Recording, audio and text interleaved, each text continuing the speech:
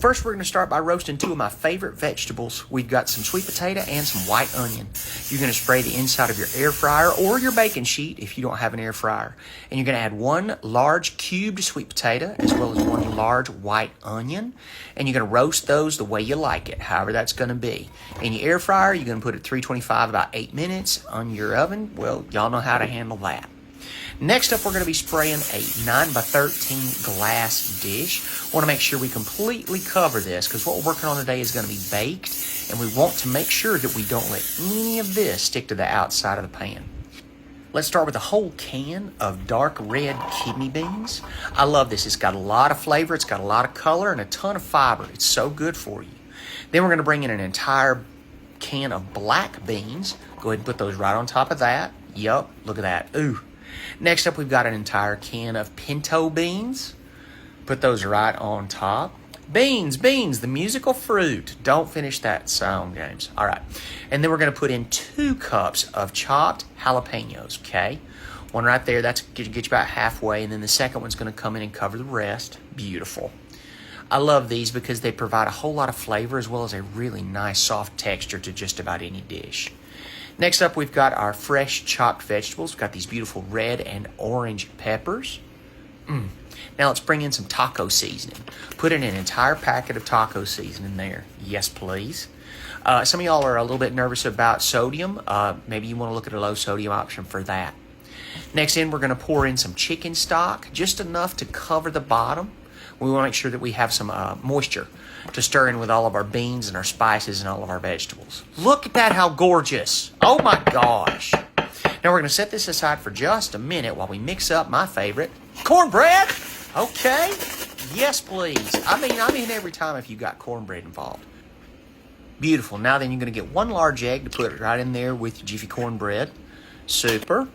And then you're going to put in a 1/4 cup of pumpkin. I know, trust, I love it. And it's so funny, too, because we as Americans, we don't use this very often except in the fall months. But just about everybody else, everywhere else, uses pumpkin and loves it. Next up, we got our whole milk, and you just literally follow the instructions on the back of the box. That's going to be 1/2 cup right there on top. Surprise! Stop by the Taco Bell, make a run for the border, and get a couple of packets of whatever heat sauce that you like. They've got 3 kinds there, and you just pick whatever heat you want and throw it in. And you're going to mix that up. That pumpkin is going to add a beautiful texture to it. Oh, look at that. And the sauce is going to give it that little kick that it really, really needs. Now we're going to put that aside for a minute while we work on our vegetables. We're going to put those roasted, beautiful sweet potatoes and onions right there on top of all of those beans, okay? Spread them out so you got a nice even covering. Go to all the corners and go to the sides. Now we're going to mix all of that together. Beautiful. Look at this. You're just going to make sure you fold all those vegetables together. The beans we had on the bottom and then our roasted vegetables there on the top. Then we're going to add the cornbread to it. Okay, we've got our cornbread batter on the side. It's already set up just a little bit so that's good and mixed and it's starting to firm. You can pour that on top and you're literally just going to spread that all over the top. Take your time. Make sure they always go to the sides and the corners. Our oven's preheated to 400 degrees Fahrenheit, and we're looking about a 25 to 30 minute bake time. So we're going to go ahead and put that in there, and with the magic of movie making, we're going to come back to find what kind of gorgeous meal we've got ready for us and our family. Look at that. Oh my goodness. It's almost like, now whenever my daddy, I was growing up, he used to love to eat pintos and cornbread. And this just got a few more varieties of bean in there, but it's a very, very similar idea. And this is absolutely out of this world. Scoop out a piping hot portion and get ready to enjoy, friends. Eat up. Oh, Lord, yes. Oh, wait. Before we get there, put on some cheese.